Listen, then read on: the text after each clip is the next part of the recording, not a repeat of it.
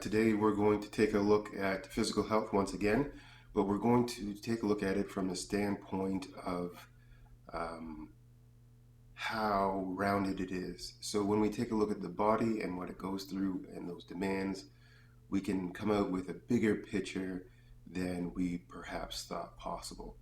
So if we're going to do the same contrast between exercise and physical health, just to give you a good idea of the two kind of boundaries. When we look at physical health, we're looking for essentially the proper movement of the body, or adequate strength or endurance or performance. Generally, actually, it's based all on performance. Uh, but we kind of add these other pieces to it to make it a little bit more rounded for lifestyle or living. Now, it's also equal to say that as a person goes through different stages of life, the demands on the body change, and therefore exercises should change. Also, in exercise, there are exercises for people with different challenges, um, like arthritis, knee pain, injuries, knee replacements, back injuries, and so on and so forth.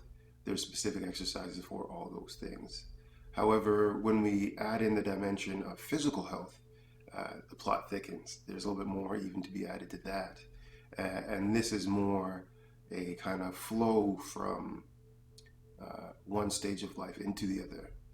This meaning that the demands that are placed on the body as a whole when you're 15 to 25 are going to be different in the next few years and the next few years. And we often associate this with aging. However, I think it's more appropriate to associate it with demand. Uh, that way, it's a lot more specific to the individual. For example, if somebody starts working at a very young age and they start doing, let's say, general labor for whatever reason, and they do that for now 10, 15 years, and now they're, still young, but are starting to have back pain. This back pain thing is generally not associated with people until they're in their 40s or a little bit later than that. So why is this person having it early? This is because the uh, the environment put a demand on that body that has strained it. Uh, Essentially, we could say aged it to the stage of being 40 or 50, but that in itself is not very correct. The body does have limits in certain categories, in certain areas, and when these limits show themselves is essentially when that area has been taxed sufficiently. And generally, again, we'd say at the age of 50 or 60, these things have been taxed, therefore you are aging and getting old, and it's just that way. Absolutely incorrect. This is far from the truth.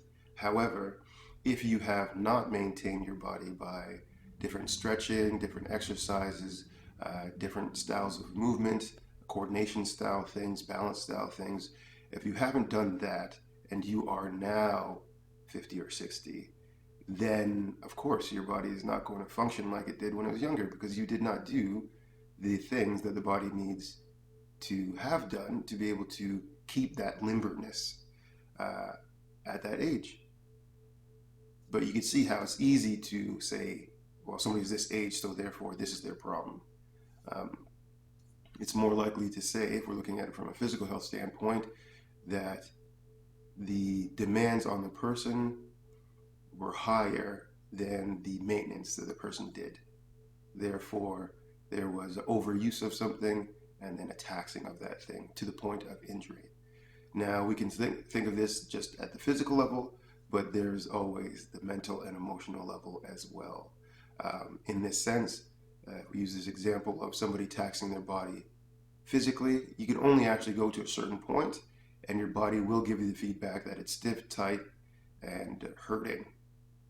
At that point, uh, the body has spoken essentially, and the only way to bypass that is to then switch from a physical way of being into a mental way of being and say, well, the only way that I'm going to provide for my family is if I get this done. Therefore, we switch.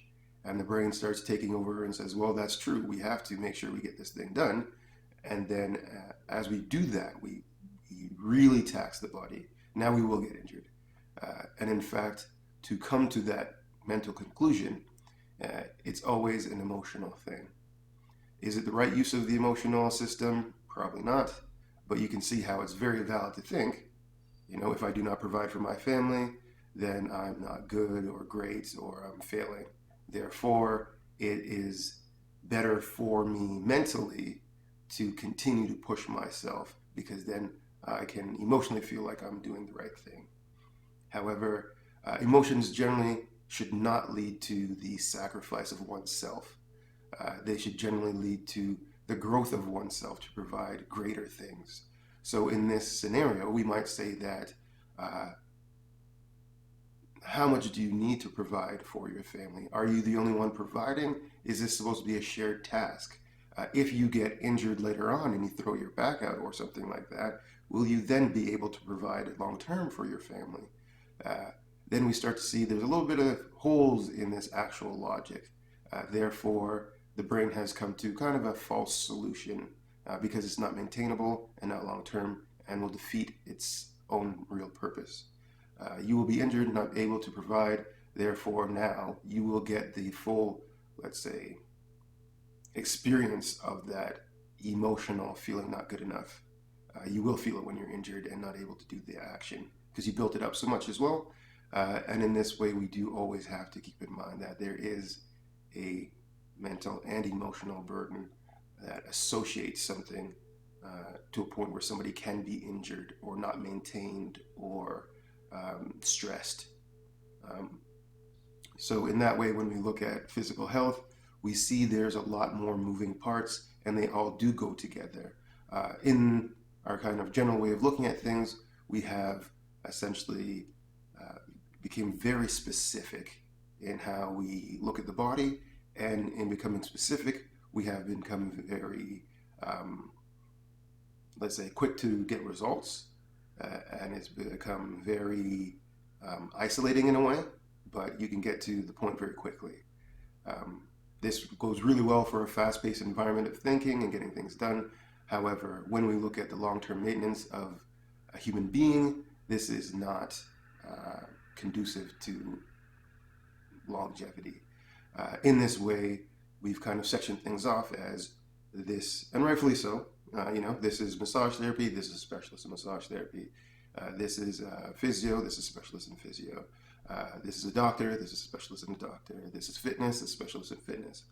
And this is great, but it makes me want to ask the question: what should one do before they get to the point of needing a specialist? And if we can do something to help the person maintain themselves, should we not do that thing? And if we're going to do something really, how do we provide an experience that's worthwhile for that individual? And this is where I think physical health really comes into play, and self-care really comes into play as a add-on to what we already have. Every part serves its purpose, and without specialists, there can't be generalists. And if there's no generalists, there's no self-care people. And if there's no self-care people, things are harder, essentially. You will have to then go to the max of the experience and then try to find your way back to the balance center kind of thing.